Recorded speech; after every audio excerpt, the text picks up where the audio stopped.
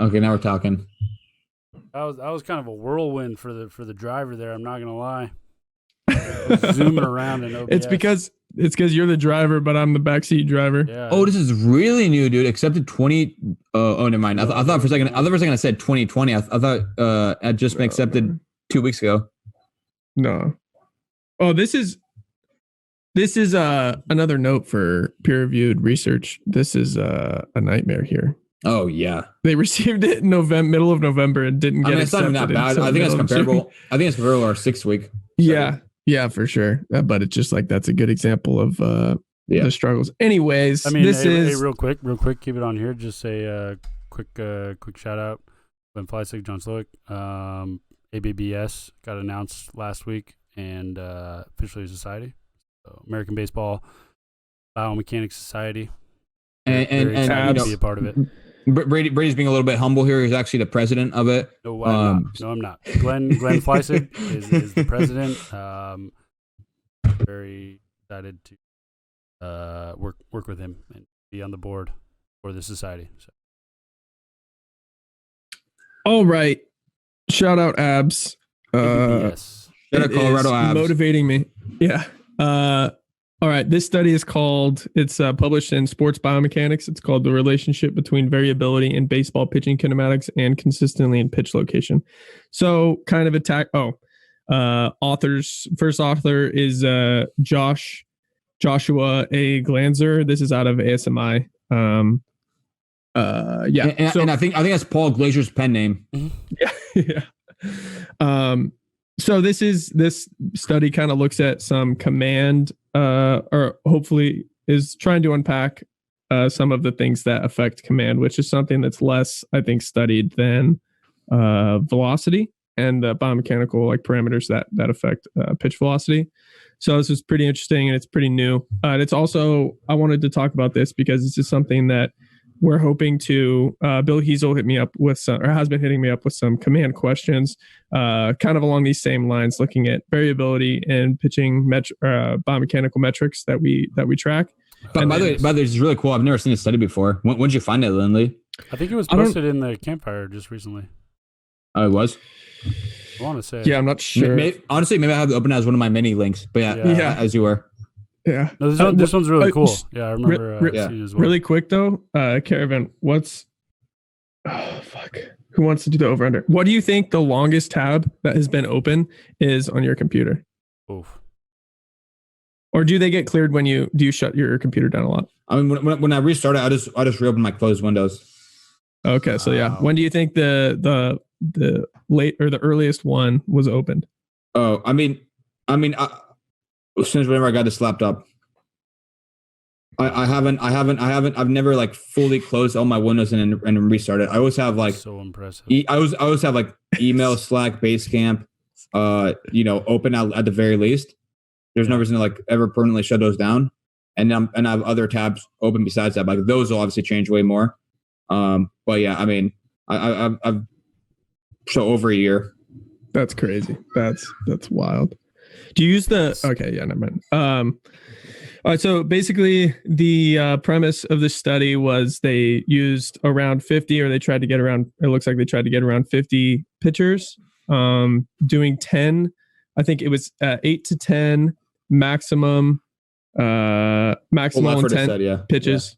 Yeah. And the command their mechanics were measured by motion analysis, motion capture.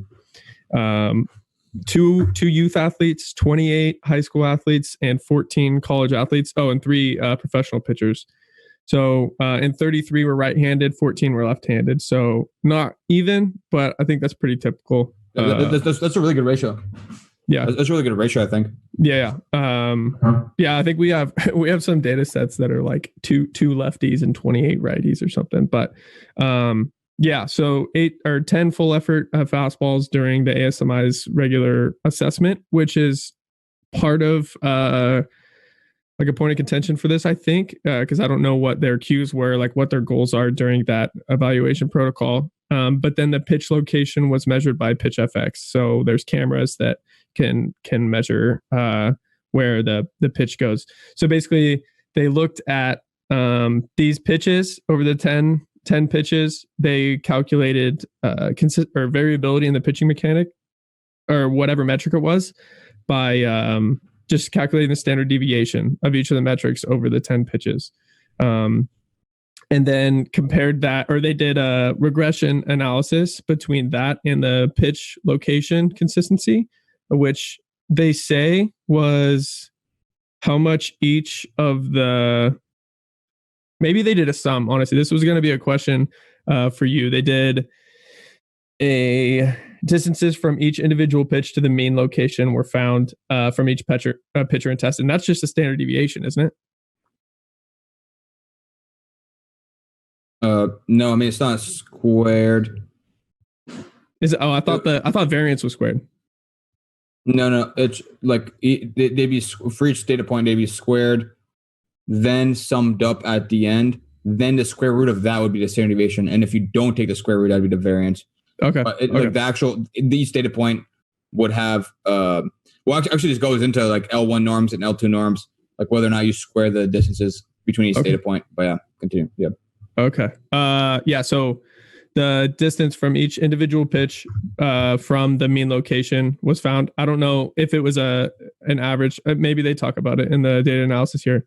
But basically, how far each of the pitches were changing from the mean was how they defined pitch consistency. So they did a regression model, and then they did reverse elimination. So basically, they eliminated factors that didn't have a p-value. What was it? Was it below 1? Below 0.01. Looks like. Yeah. So, and then they repeated that once they got rid of those that were above 0.1, then they waited until all of the remaining metrics were below 1 or 0.1. So, and that ended up being five metrics that we have also found to be pretty significant in a lot of the different comparisons we made. One is upper trunk tilt at foot plant. One is shoulder abduction at foot plant. So how high the elbow is, basically, how elevated the elbow is compared to the shoulder line. Shoulder horizontal abduction, so at foot plant. So kind of how scap retracted, how far the elbow is behind, kind of loaded behind the pitcher's torso.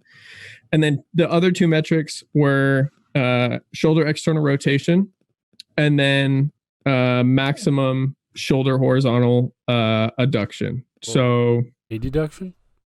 Yeah, that's interesting. I thought it was abduction, but so I guess how low, the lowest point of the elbow, basically. Well, if it shoulder horizontal adduction would be in front, right? Oh, horizontal. Sorry. Yeah. And then so basically these five metrics together accounted for, so the R squared was 58% or 0.58. So it described 58% of the variance in the consistency metric of the fastballs. So they basically just talk about how this is they describe some of the coefficients here of the model. And then looking at these standard deviations. Can you go deviations, back up to that image just to make sure? Yeah. Interesting. Yeah. Okay.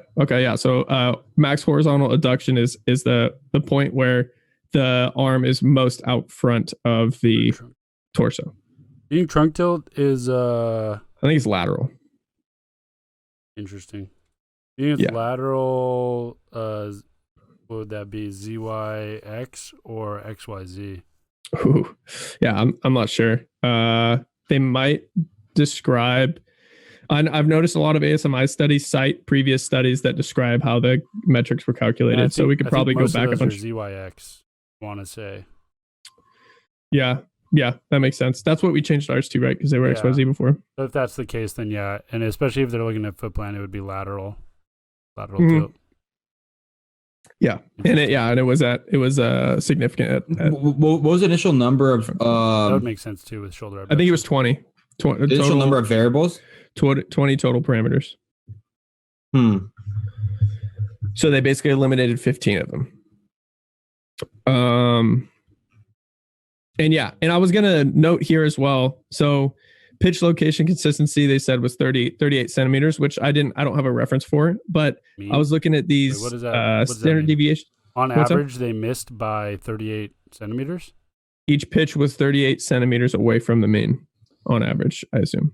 Yeah. And then, an average plus or minus the standard deviation. But the thing I was going to note here was that these standard deviations of pitch metrics are very close to what we found. I did an internal study. I mentioned on the podcast a couple weeks ago, I think, or a few weeks ago, and found that on average, or the median standard deviation of more of the important biomechanical metrics in our pitching assessment were right around 2 degrees, between 1.5 and 2 degrees, which is what they found as well. So that's interesting. But theirs were more pitches per subject, right? Yeah. Do you mind scrolling back to the backwards elimination procedure? I wanted to double check because it says, okay, right there. So just scroll a little bit so I have the statistical analysis and the results on the same page. Right there. That's good. So they're actually, so it's kind of interesting. Okay, so first off, I haven't read this paper. I'm very interested in reading it. The thing that kind of jumps out to me, and again, this is just like my initial gut instinct. I don't see a lot of stepwise linear regression with backwards elimination too often. And I think that's because it gets some criticism about potentially overfitting. And they clearly try to mitigate this by knocking off p-values that were above 0.1. But I don't know. Like I said, I'm reading this for the first time. I don't want to say like I disagree with this or not. But I think generally, and I just checked it, usually like the industry level kind of criterion for this is going to be lower to mitigate, like I said, the overfitting. I think it's usually, the reason I asked the number of predictors, I think it's usually the square root of 2 times the log of the predictors. I'm looking this up now as well, and I was like, that's what I was asking. That sets the p-value that you use? Yeah, I don't know. Again, I don't have too much experience of this, so I don't want to like come in hot, but I definitely am pretty interested. And I think my gut instinct is that p-values of 0.1 is too generous. What's up?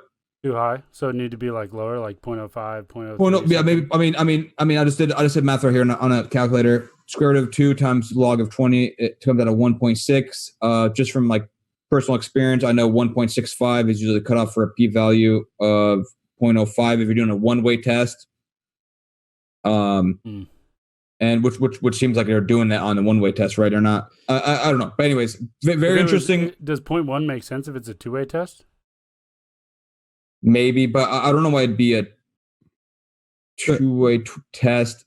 You could have variability in either direction mechanically. Yeah, maybe. Yeah, so I guess all I'm saying really is that I find this methodology pretty interesting. Definitely want to read up a little bit more because I don't think it's like a very common methodology, or at least nowadays not a very common methodology. And the other thing is, if it is a very robust procedure, then the results are pretty impressive. R squared of 0.58. I'll add that adjusted R squared, for anybody not familiar, means that each variable you add in, you kind of dock. Because anytime, if you're just building a regression, technically the more variables you bring in, your R squared will always either stay the same or get higher, because the more information. But so that's why most people use an adjusted R squared, because you have to penalize by the number of variables you bring in. You can't just like try to pick something with like 40 variables, because you're going to overfill like a motherfucker. So you our podcast has a couple. You can drop cuss words in our podcast, I think. No, it's not that. It just was funny. But yeah. OF like an MF. Yeah. So I'm definitely interested in looking more into this. But there are some. Go ahead. It was gonna be off stats topic. Damn, bro, you're trying to cut me off. I thought you were done. I thought you were done. I'll let you know if an ASMR drop when I'm done. Okay. That one was too quiet, but I heard it. Yeah, I was going to say, I don't know. Again, I mentioned it before about they say that they're using their typical evaluation protocol, but I'm not sure if that protocol, like what is the goal? Like at here, Driveline, our assessments are try to throw it hard, try to throw it close to game speed. We're not queuing on command. So maybe you don't have to. Maybe this is a more natural and even more valid way of looking at it. But my first thought would be like, if we're going to do a command controlled experiment, like maybe have the guys try to improve their, or just focus on command, like try to throw the ball into one spot, and see if these results are the same. By the way, which campfire does it get dropped in? Research? Yeah, I want to say the research one at some point. I might have honestly just seen it on Twitter too. Yeah, I think it may have just come from.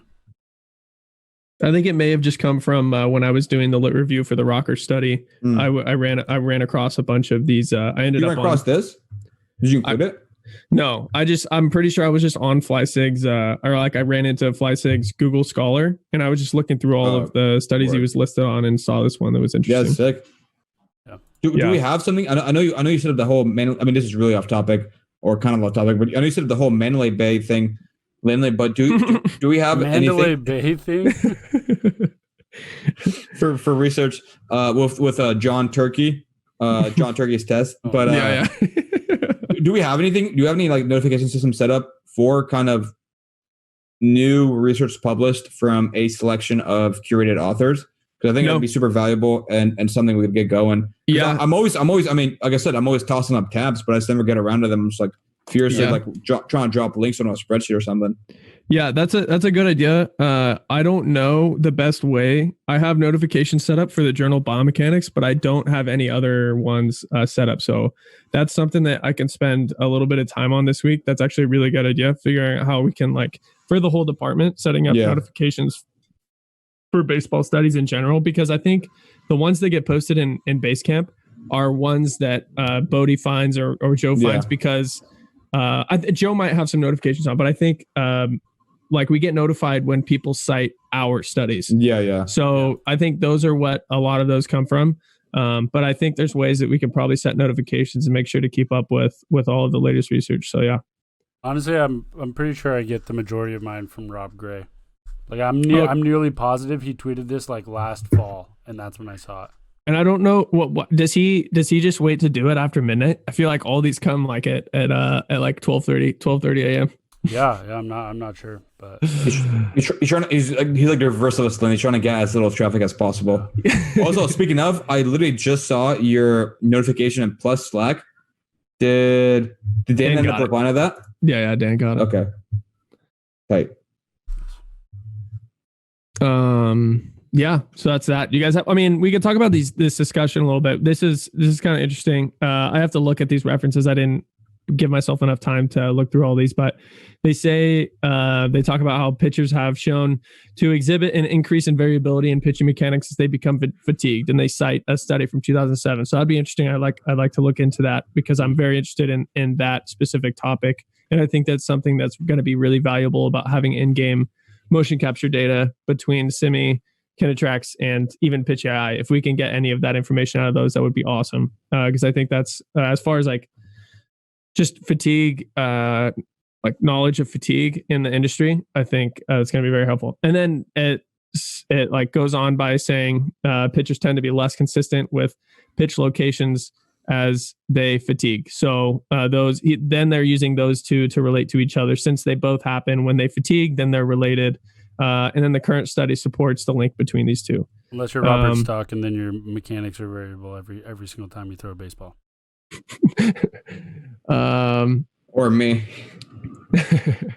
I was using that was for the harder throwing group. Variability in pitchers' kinematics decreases as they progress to higher competition levels. So yeah, he's the outlier. I mean, we'll see what happens when I get higher competition levels.